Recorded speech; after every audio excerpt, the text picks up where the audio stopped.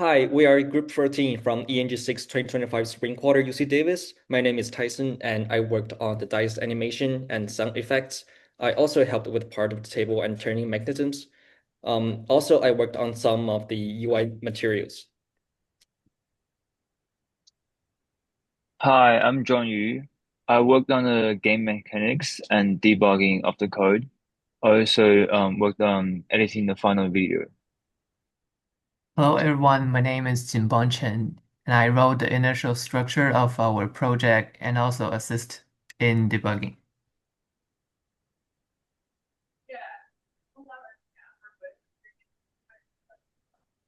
Hi, I'm Jing Wang. I debugged the game and show you a few complete game process. Hi again, this is Tyson, and welcome to our two-player dice battle game introduction. Well, this is a turn-based minigame we developed using MATLAB App Designer. It allows two players to take turns on the same computer, rolling dice, collecting coins, and choosing to attack or defend. At the start of the game, click Start to initialize the data. The two players then take turns clicking Roll to roll the dice. Each roll generates a random number between 1 and 6, and player receives points based on the number they roll. And the system, once you've saved enough coins, you can make a move. Choose from basic attacks, powerful strikes, or even a rocket attack, each with different coins costs, of course. You can also choose to defend or blocking income damage. We designed a secret selection but simultaneous review system. After both players choose their actions on the screen, the results are reviewed at the same time. You will see whether an attack landed or a defense was successful, or whether someone was defeated in a single blow. Each round's coin changes and actions are recorded in a table on the top of the screen, helping you keep track of the battle and adjust your strategy. There will be a delay in the form because we want to in the table because we want to make the game more interesting and challenging. If one player is attacked without defending or countering, the game automatically determines the winner and plays a sound effect. The rules are simple and the controls are easy. Of course, the game blends both luck and strategy. And in the next part, there will be a demonstration of this game, and I really hope you enjoy it.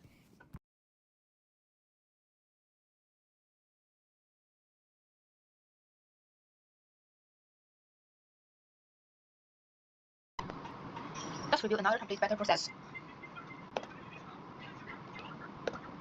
Round 1.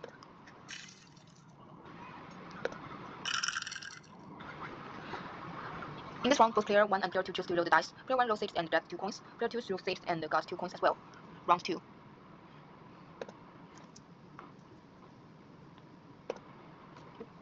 In this round, the player 1 chooses to use the dagger. However, the player 2 chooses to defend. Because of this, the dagger is useless, so the game will continue. Round 3.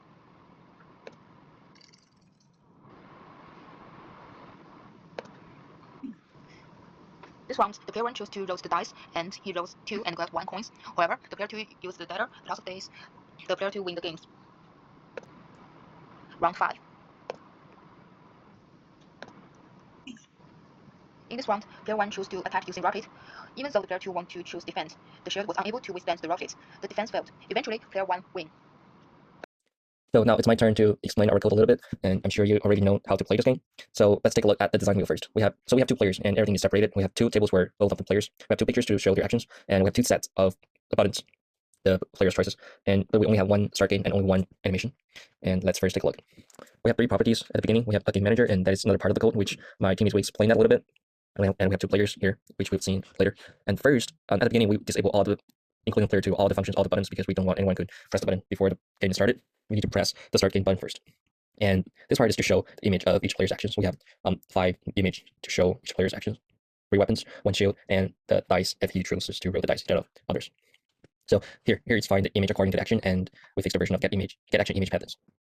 Here we have 3 weapons and 1 defense, and also a dice. And here's the function of the first sound effect. We have a rolling MP3 file, and each time you click the roll button, it will play the sound effect. And here it's the second one. It's the victory sound effect, which will play after there's a winner. This is the essential part here. And here is the enable player buttons, how we define which players can choose, because we don't want player 2 to, we don't want one player to finish all the actions before they can take a look at other players' their dice number. So we do this because we want to make it more challenging and more interesting, and also more fair to both of the players. And all the data will be updated to the player table. We have 3 columns, which is round action and coins. Each time, the round column will add up according to each time they play, and the action roll will record each action, and the coins will also add up or deduct according to their actions. Again, these are separated, so we have 1 for player 1, 1 for player 2. You'll get the notification. And this part is mainly related to coins and the buttons. If you have $3, you can choose all the weapons. But if you only have 1, you can only choose the dagger. 1 is player 1, and same for player 2 here. You just double it up. And here it's related to game manager. Here it's determine which action was clicked and play the sound.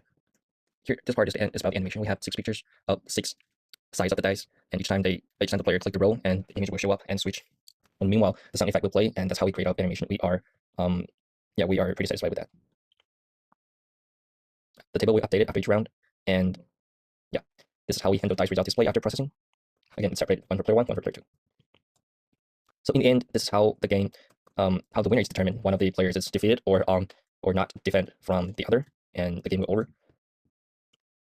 And after the game is over, you can start to restart the game by press the start game button again, and all the files, all the table, and all the records will be refreshed. You can start a new round. Here, tables, player tables, and disable all the buttons initially, which is what we told in the beginning, and start from player 1's turn.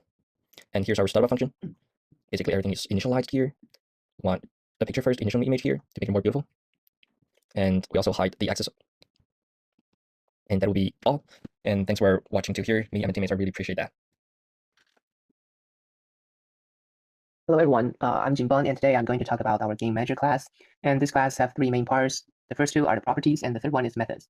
And first, the properties from the game manager's data model, and they track things like the current phase, each player's pros and action, the round number, the dice result, the win, lose status, and the UI component handles needed to update our app designer interface. And the second part is the method, and there are several functions defined below, and I'll introduce each one in turn. And the first method is the game manager constructor.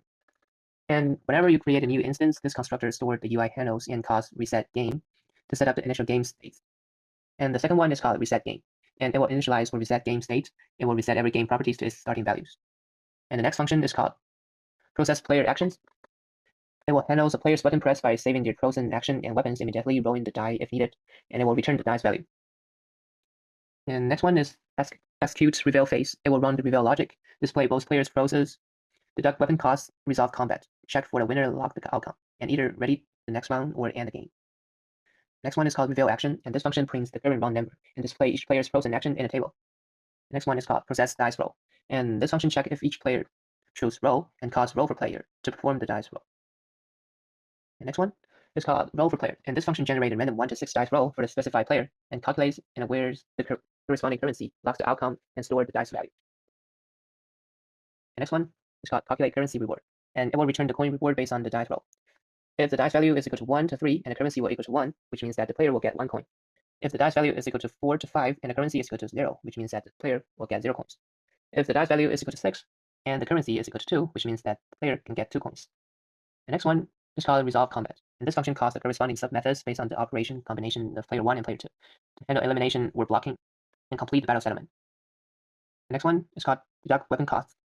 Deducts the appropriate cost from the player's currency based on their chosen weapon, and 1 coin for dagger, 2 for gun, and 3 for bucket.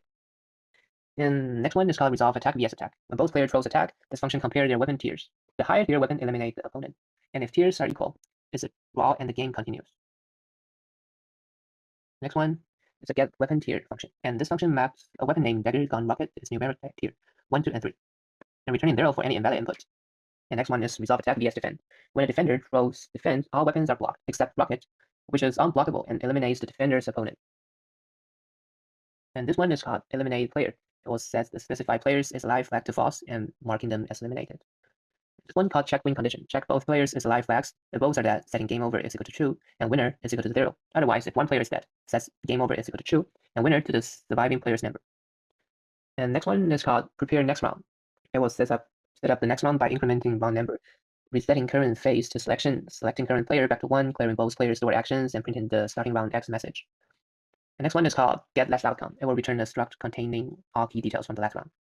And the last function is called end game, and it will handle the game of the end of the game by printing game over. And that's it for the game manager class.